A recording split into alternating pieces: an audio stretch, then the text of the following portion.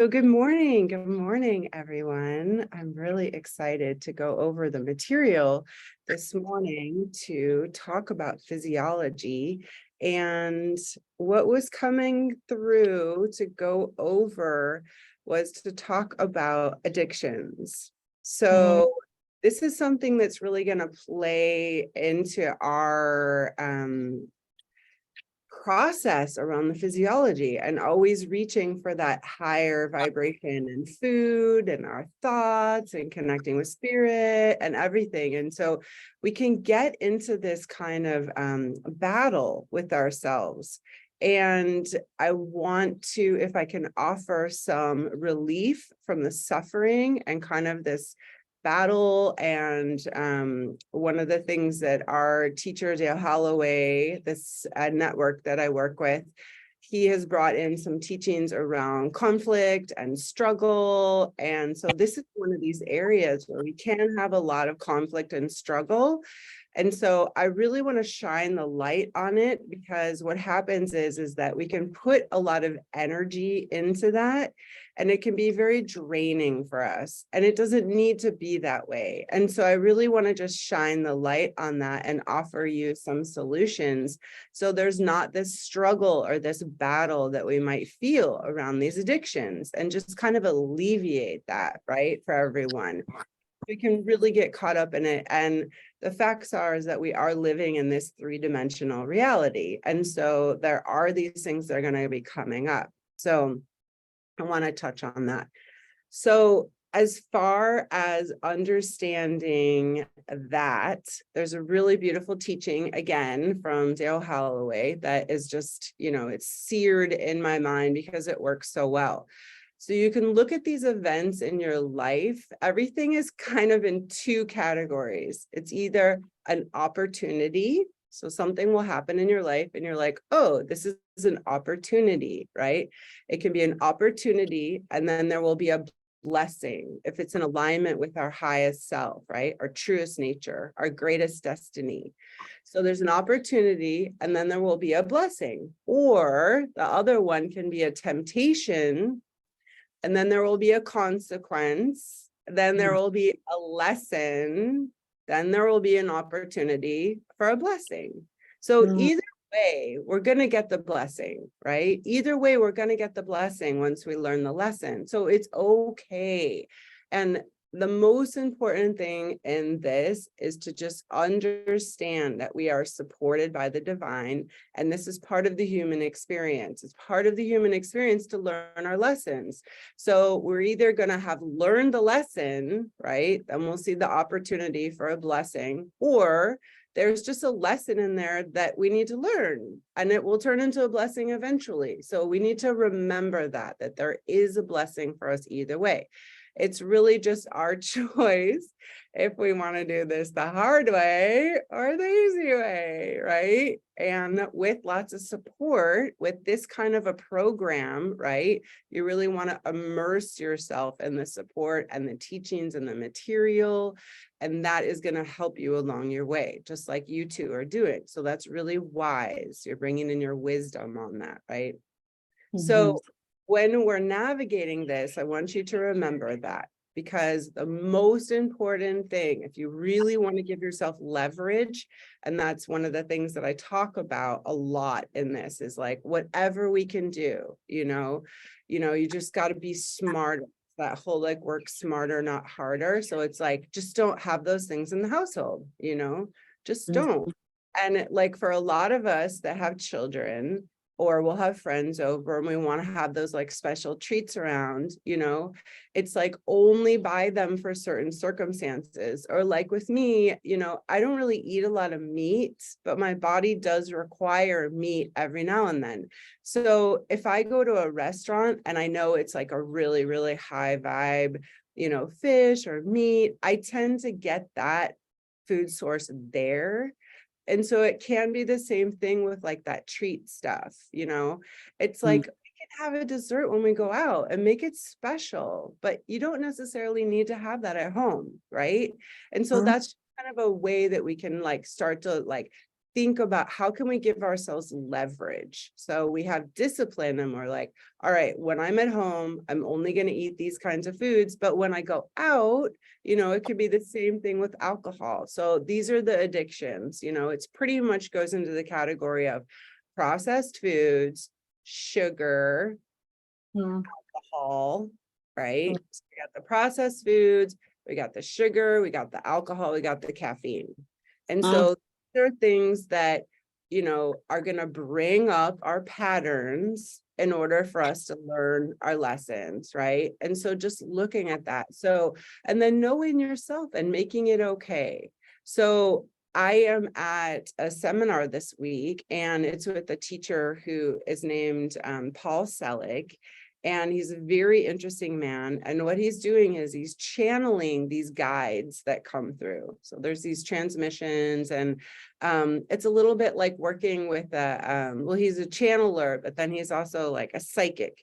And so it's really fascinating. It's a little bit like working with, somebody who can read the patterns as they are and give you insights into the moment of what you're doing.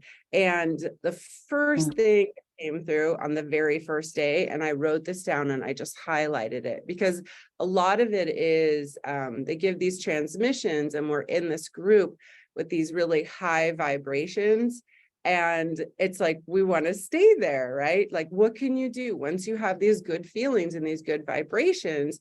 How can you stay at this place, and it's a journey, right? And they said the number one thing, if you want to block the transmissions, right? So if we want to block these wonderful blessings and these good things that are coming to us in our life, if we want to block that, the number one thing that you can do to block the transmissions is make yourself wrong. Make yourself wrong, right? And so we know that. So I would write that down in your notes and put it in big letters, because that is a trick.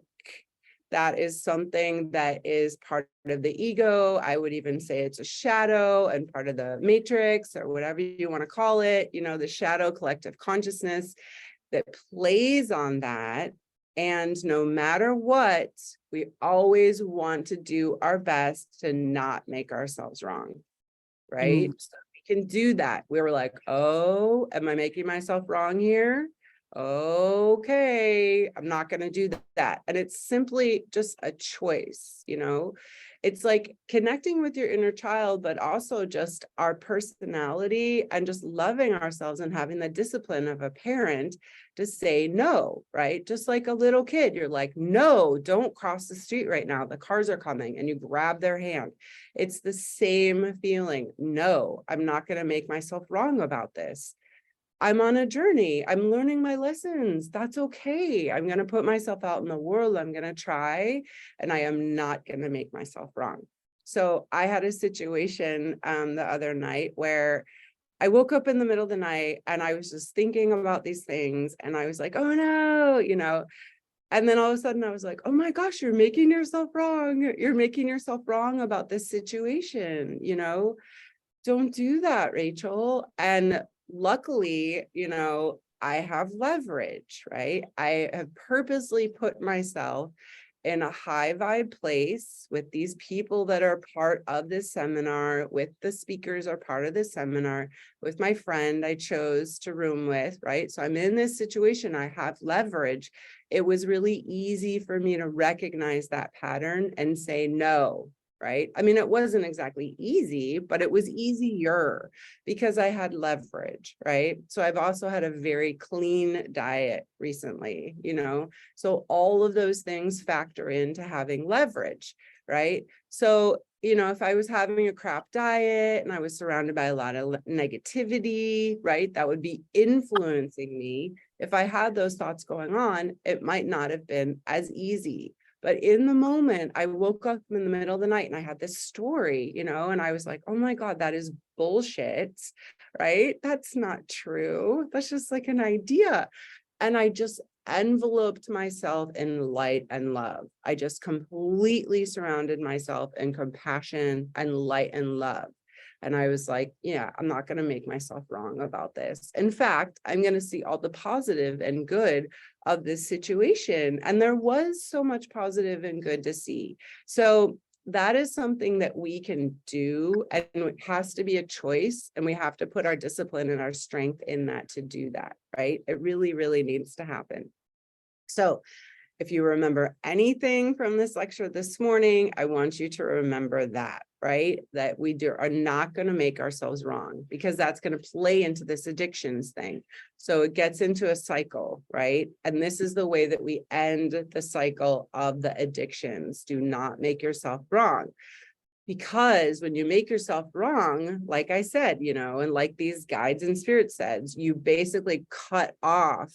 It's basically you're creating a block so that all this love and positivity and support isn't allowed to flow.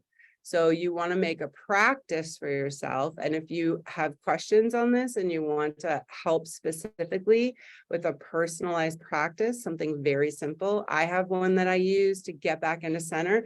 It takes me 2 seconds. 2 seconds. I have a little saying, I go right back into center, right?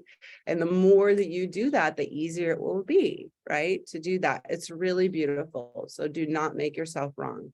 So talking about the addictions is kind of fun. It is really fun because each addiction is going to have its own personality. So if you think about it that way, it really detaches it, and it like deflates the power, right? Because you're like, I see you sugar, I see you caffeine, I see you alcohol for what you are, right?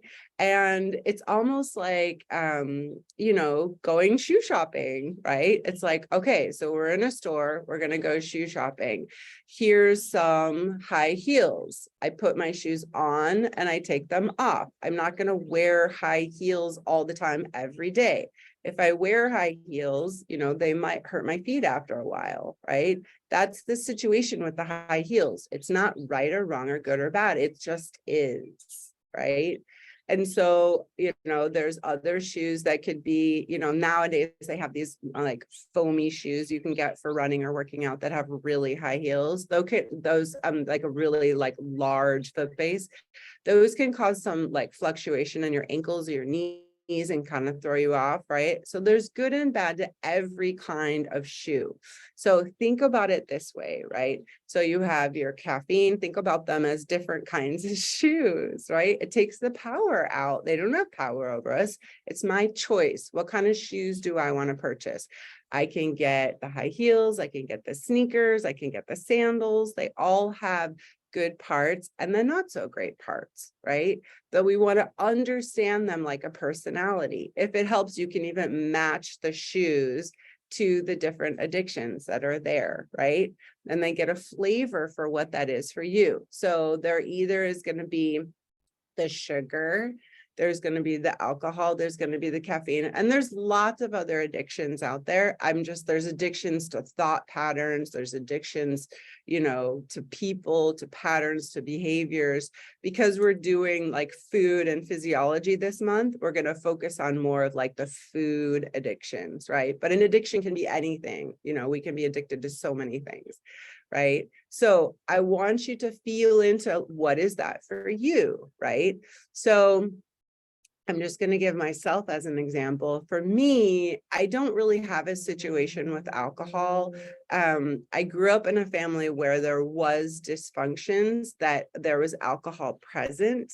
When I was married to an alcoholic, and, and even that term alcoholic, we don't really know what, we can't really label people like that. I would tend to stay away from that, because what it does is it holds a judgment in place, and it holds that person in place. And we know that we're always changing and growing, right?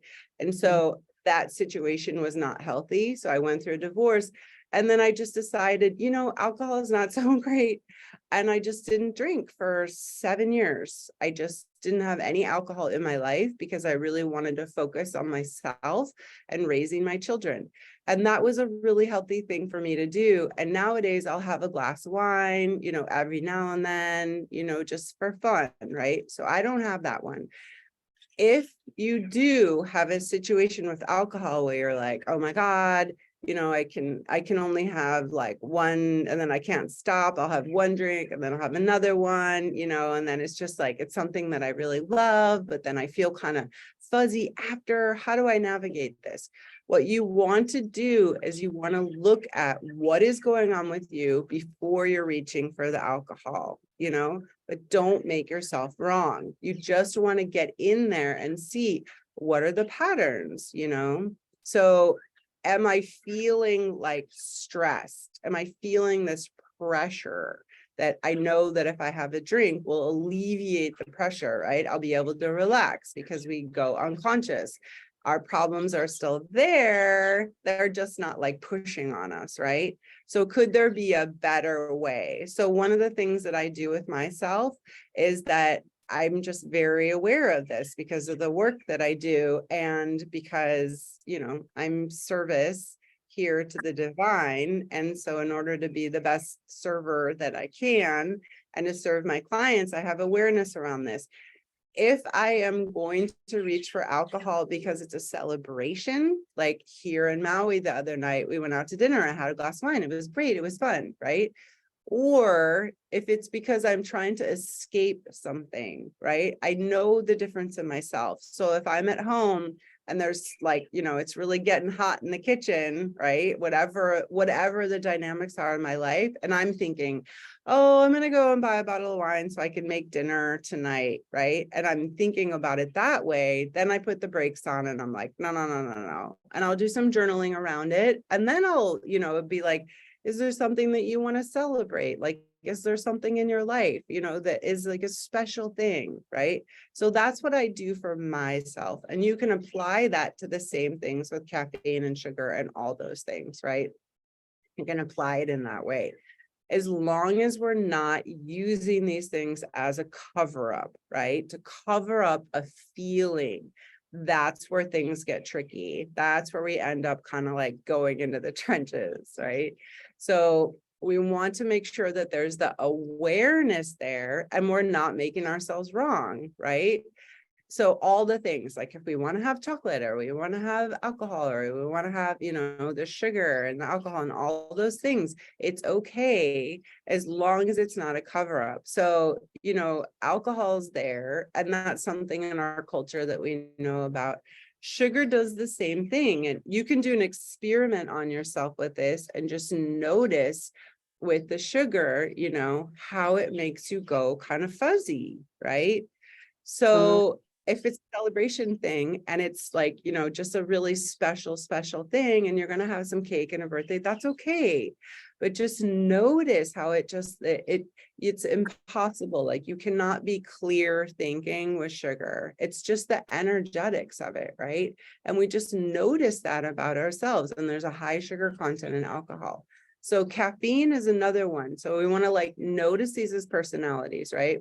So I would say, and they're all leading to like a form of unconsciousness of one or another, right? So with the sugar and the alcohol, it's definitely a feeling of, I don't want to label it, so I'm not going to say that word. I don't want to label it. So, but it's a feeling of like, I don't want to be here. Life is too much, I need a break, right? It's definitely like that feeling where you're just going to kind of like relinquish control of your life because you feel like your life is out of control maybe, and you don't feel like you can navigate things. So you kind of give up, right? A little bit of a victim there, right? Caffeine is another one. And it's like a form of going unconscious. So the caffeine, I would say I definitely have a dance with caffeine. And I would say caffeine is more about, you can actually look at a pattern that's really common in our culture and society, and that's the need to hurry. So if you have a need to hurry, then caffeine is just going to fit right in with that. And that is a lower energy pattern.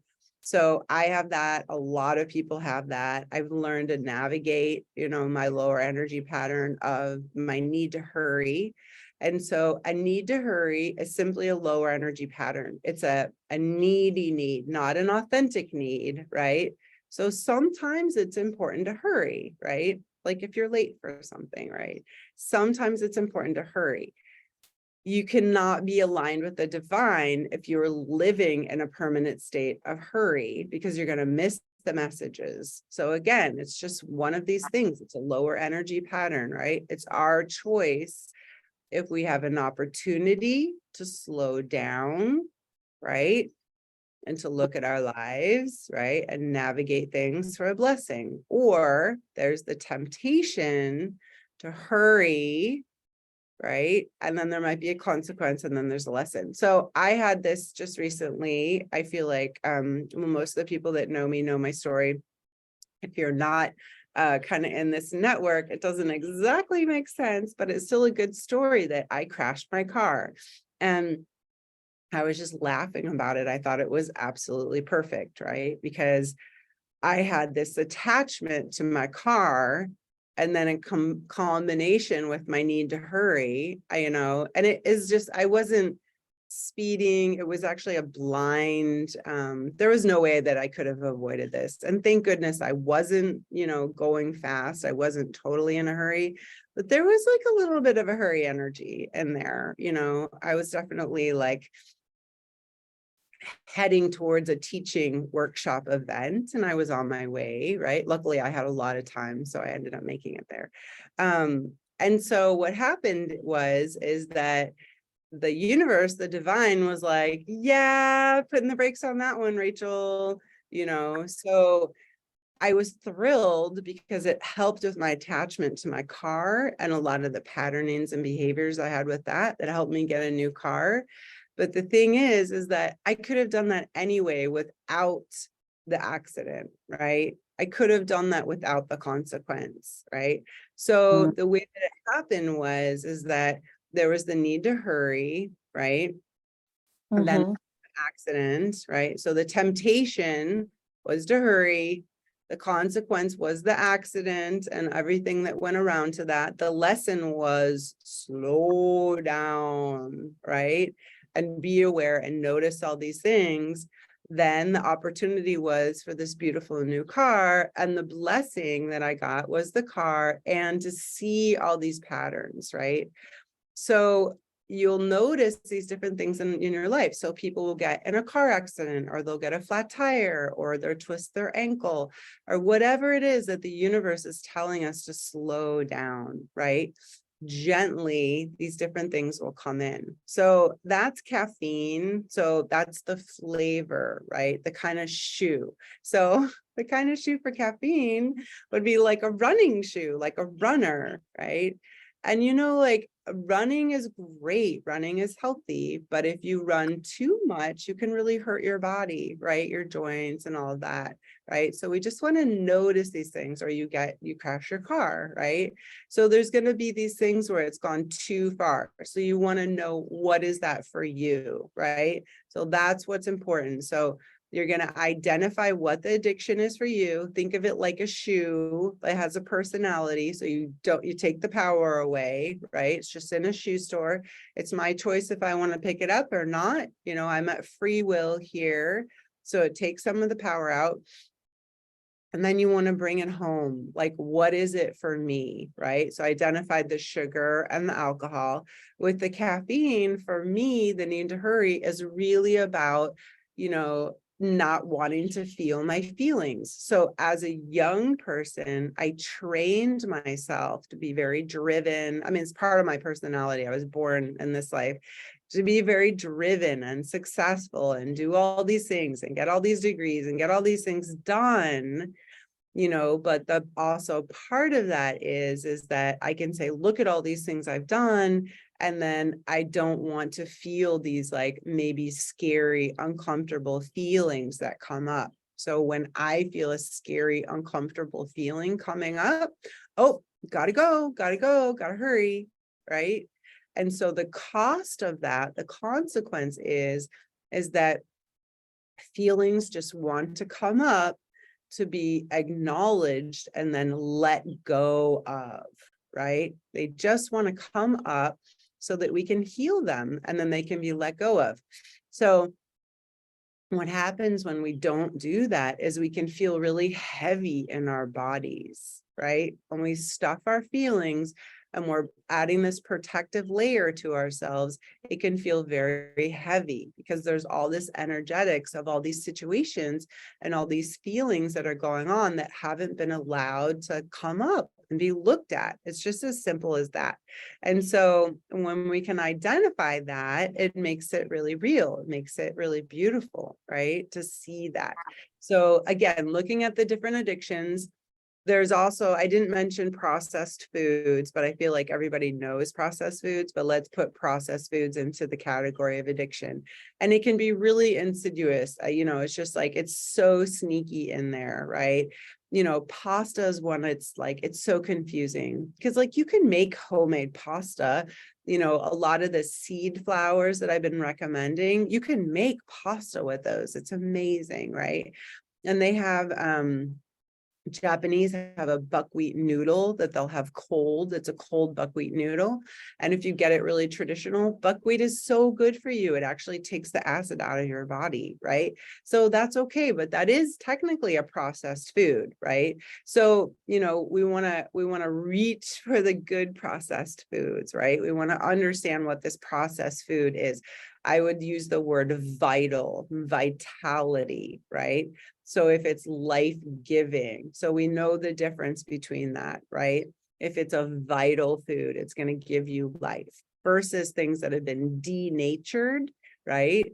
And you can start to like educate yourself a little bit more on these terms and what that means, right? When they take the little, they'll take the germ out. So if you look at the wheat, and if it's an organic super high vibe wheat, what they do, and they do this with rice too, they take the most potent, nutritious part out because it's kind of fun to eat fluffy stuff, right? And then they actually sell that and make money on it when they're processing these foods. And then we have to take vitamins, and just like spending more money. So there can be like a whole thing with that, right? So just noticing that. So again, going back with the addictions. So the main ones are with the food, the physiology is going to be alcohol, sugar, processed foods, and caffeine, right? So just consider, what is that for you? What are the ones that you tend to lean on? What's the personality of it, right? Like, what is it that you feel like you need to get, right? So use the need to hurry as an example, right? It's like, oh, I'm not feeling my feelings because I'm going really fast, right? So I'm actually hurting myself, but look at me, look at all the things I'm getting done, right? Look at how great I am on the outside, but then on the inside, there's these things that need to be addressed, right? And so that's why it does not serve us.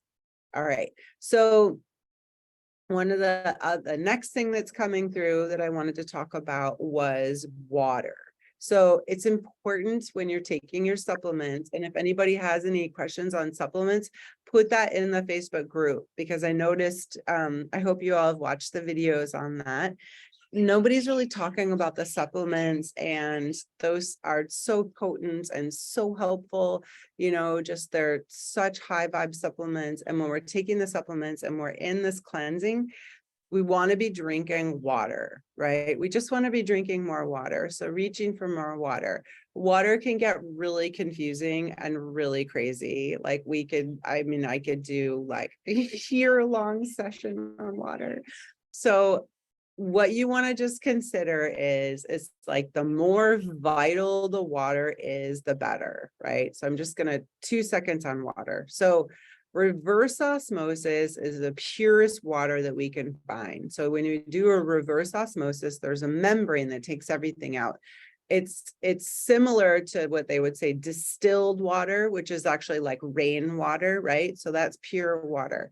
The situation with that kind of water is that it doesn't have the mineral content in it. So it can actually suck the minerals out of our bodies. And so it can just get really complicated. If you want to do the purest form of water, you have to make sure that you're getting all the vitamins and all the minerals, right? That's why most of the native people would drink spring water, right? So spring water is coming from the ground. It's going to be touching all the little rocks and stones. It's going to get all the minerals. That would be the best water that you could possibly drink, is spring water. And then we get into a whole thing where it's like spring water and it's in plastic bottles and the estrogens and all that stuff. We can just make ourselves so crazy. And so do not do that. Do not do that. Do not make yourself crazy. So what I do is I have a lot of awareness around this. So when I go to the grocery store, I make sure I'm in a really high vibe state, and whatever my body is asking for. And if you have questions on how to do this, I can help you all do this. But whatever my body is asking for, I'll kind of feel like that attraction, right? Like it's just kind of like shopping. Most of the people on the call are women. So it's nice, it's easy for us to think about it that way, because our brains are wired that way, right? So, and the thing is that because of our culture and society and conditioning, that intuitive part has been dumbed down. So we really haven't brought that up online, but we're designed, it's in our brains and in our bodies to go out and gather, right? Gather the berries, gather the things. So light this part up in you, ladies. And when you go to the grocery store, it's the same thing, right? It's like, maybe this week I want tomatoes. Like, I don't really usually eat tomatoes often. And like last week I went to the store and I was like, ooh, tomatoes, those look so delicious, right? And you can literally feel your body turning on, with the variety. And we have so much abundance, right? It's just go into Whole Foods and there's just so much abundance there. So that variety. So what I do with the water is I just drink the tap water, and then in order to protect my thyroid and just different things that are going on, I like to add a little filter, because there's like the fluoride and the chlorine and all that from the tap water. So I have just the super basics. You can get it on Amazon. There's a lot of them there. I wouldn't be too picky about brands. This is one of those things where you can bring your intuition online and discover this for yourself. It's a glass jar, and it has this charcoal filter. So it just gets those extra things out. I'm sure it doesn't get everything out, but I just like it. It's like, it's what's called to me. So it has a filter on it. So if I'm making tea, I usually use it for tea. Sometimes I'll use it for, the quinoa, the different grains that we're doing.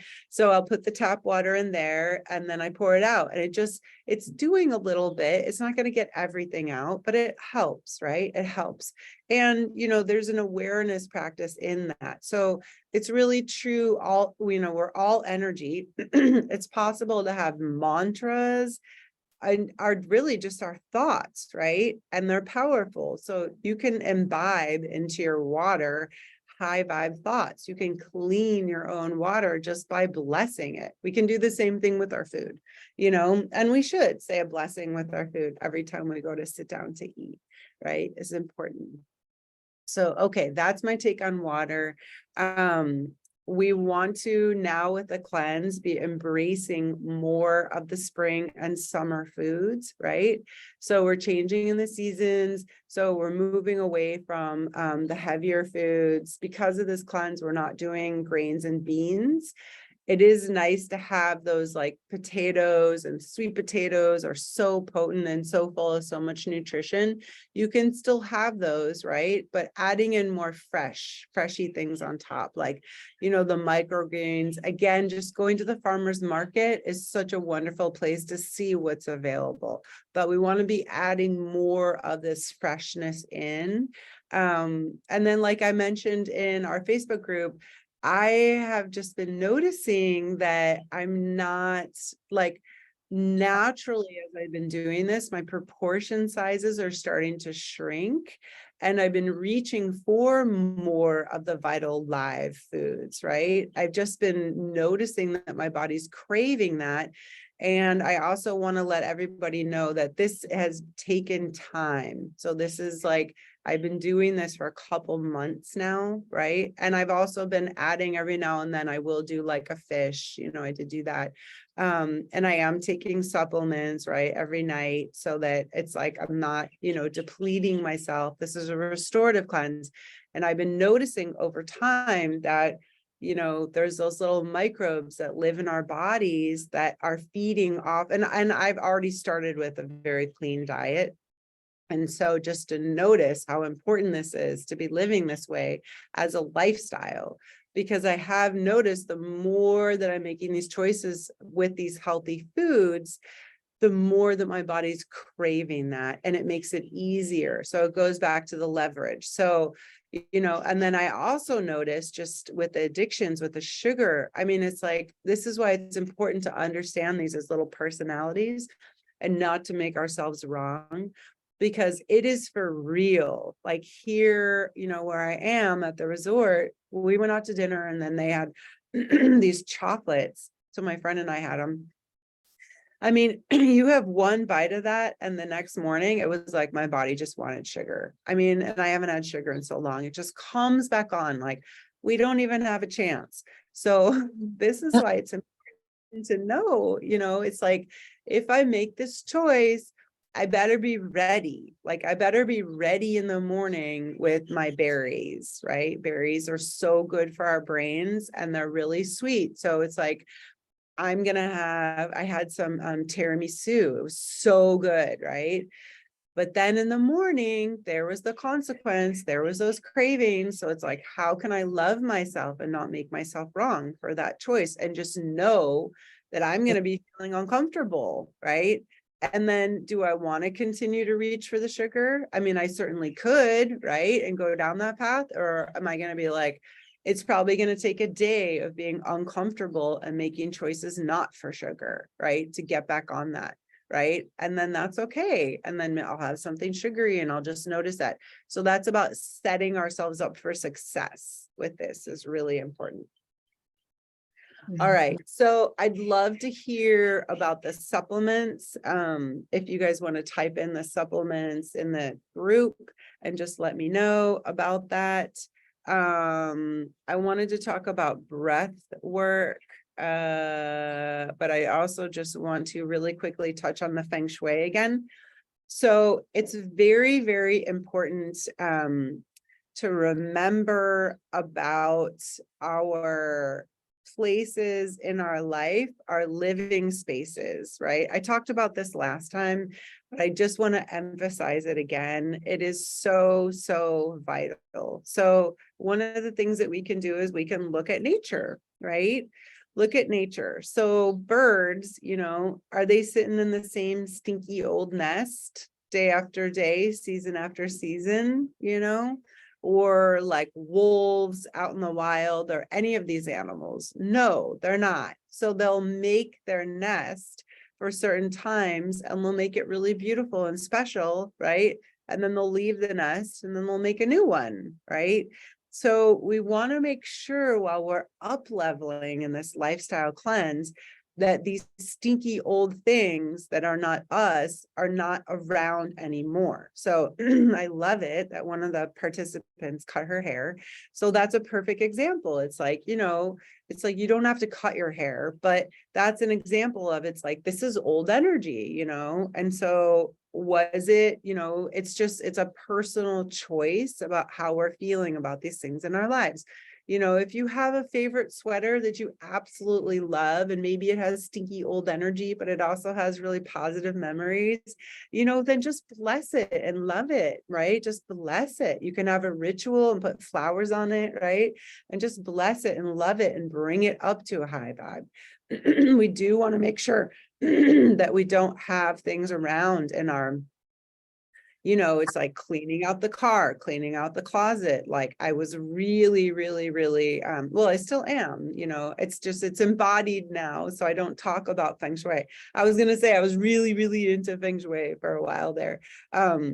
And I live that way now. So I've embodied these practices. So that's why I want to bring it up with you all, because I don't do teachings as much on feng shui where I used to, but there's a lot of feng shui practices that I do. So when I'm cleaning my house, so I have a better attitude because I don't like cleaning, I say, I'm blessing my home. And I literally go around my home and I'll get the broom out and I get all those spider webs in the corners. They hold not great energy. If you can get a glass and take the spiders and carry them outside, you want to do that. If you have to kill something, you just say, sorry, that's what I do. Just bless it, right? But go around in your home and say, I'm blessing my home. I'm blessing my home. Get out all that stagnant old energy. If it's in your car, you want to just pay and have your car detailed, right? Because you don't want it on you. Or clean your car yourself as like a spiritual practice, and then make sure that you're scrubbing yourself off, right? So all these things, it's like, and not to be, like extreme, just a natural cleansing process. Again, looking at nature, look at cats, how they just like, they're so sweet, little kitties, how they just gently clean themselves so lovingly, right? Just really beautiful. And you see birds, we have chickens, and I see my chickens out there, and they're just preening their little feathers. It's absolutely adorable, right? So that's what we want to be doing for ourselves. And we want to be slowing down and taking the time. So that's why this 3-month, it's called a lifestyle cleanse, right? This is called the lifestyle cleanse. It's restorative. So it's really like embodying all of these practices for a lifestyle. Okay, so we've got 10 minutes left. I want to go over these different breath work. So this is, the breath work is still physiology. It can also be about the mind. So we will touch a little bit on the mind with it, but it's just, the breath work is such a great way to change our physiology, which is why I'm doing it in the physiology section, to give you leverage. So say, that you did have some sugar. Now you're like, like maybe, or something else happened, right? And now you're in this place where you're making yourself wrong and you're looping thinking and you can't get out of it, or, like for me, I use this different breath work every morning. I do my workout. Before I do my workout, I'll do this one breath work practice, and then I'll do my manifestations. So that's a really beautiful thing to do too, right? So I'm gonna just go over this breath work with you because it's so powerful. There's a couple different ones that you can do, and I almost want to turn my camera this way so you see me better, so it's not so shadowy, but that's okay. Just do it like this for now.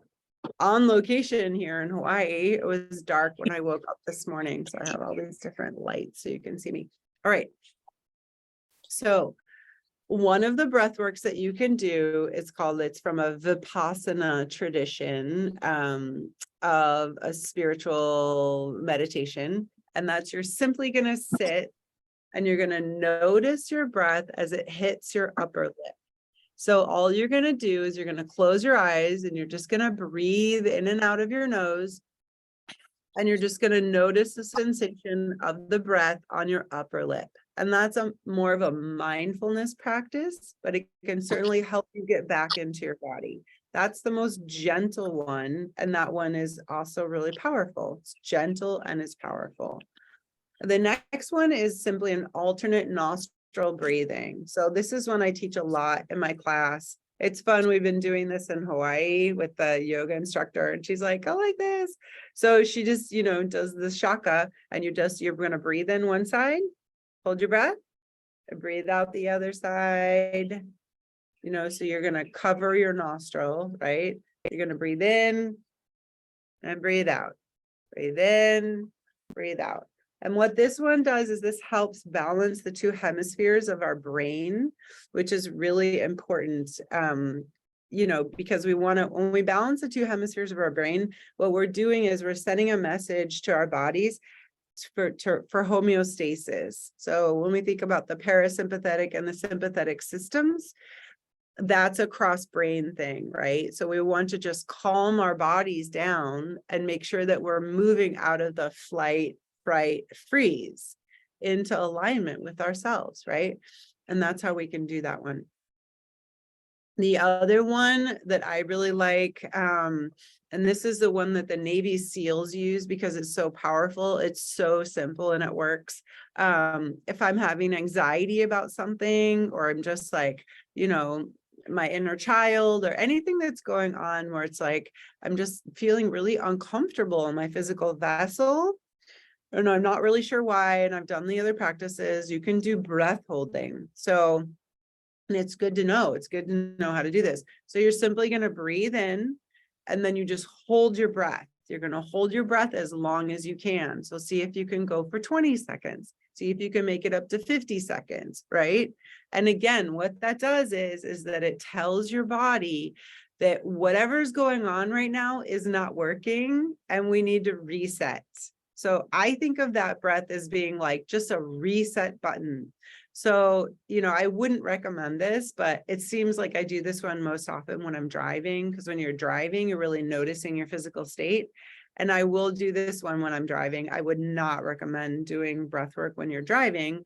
I've done it enough. There's a little friendly little friend flying around me here. So that's a one that just is going to really shift. So you just, again, you breathe in, you're going to hold your breath, right? Strong hold breath and then release. And you can do that a couple of times. The next one is a powerful breath. It's actually called the holotropic breath. And I used to teach this one a lot, and it's a really beautiful one. This one I would do laying down if you want to do like a full-on breath work session. So you're basically going to set your alarm for 20 minutes, right? Or you could do 10 minutes, probably, you would still have the effects of 5 minutes, but you can experiment with yourself on this. So this one is you're going to breathe in, you're going to go, and then exhale out the mouth. So it's 2 breaths in through the nose and 1 out through the mouth. So you're going to breathe all the way in through the nose, and then you take 1 more little breath, and then you exhale out the mouth. So you're like, right? And you do that one. That one's you're going to want to like lay on the floor, set your alarm, and it's going to help reset. And then this is the final one that I'm going to go over. And then we'll have just like a minute or 2 for some questions. So this is the one that I tend to do every morning before I do my manifestation, because it just works so well. It's really powerful. So you're going to think of it, you're doing 10 sets 3 times. So it's 30 altogether. So you're going to bring your hands above your head, almost like you're grabbing the things that the divine is sending down to you, right? All the manna from heaven. So you're going to take a deep breath in and then out through your nose. Deep breath in, reach out, and then out. So it's going to look like this.